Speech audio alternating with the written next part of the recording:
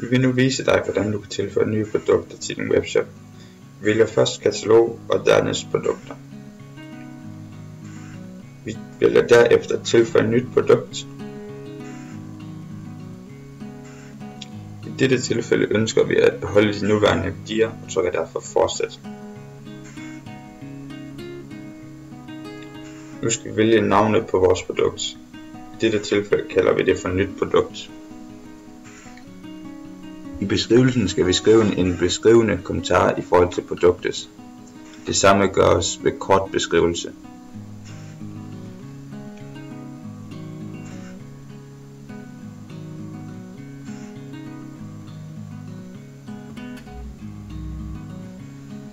Ved varenummer skriver du det relevante varenummer, og det samme gør du ved vægt.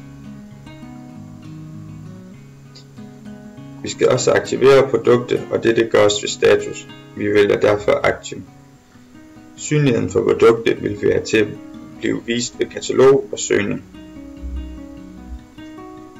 Derefter vælger vi billeder.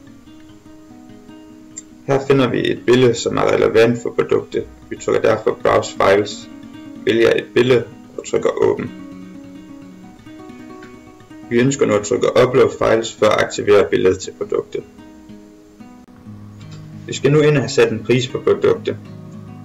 Du starter med at give produktet den korrekte pris.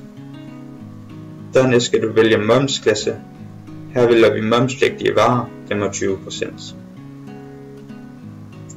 Nu skal vi lave indstillinger for lageret. Du vælger derfor lager. Først skal du angive hvor mange produkter du har på lageret. Dernæst skal du på lagerstatus og vælge på lager.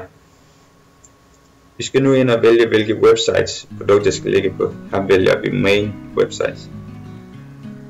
Til sidst skal vi under kategori for at placere produktet.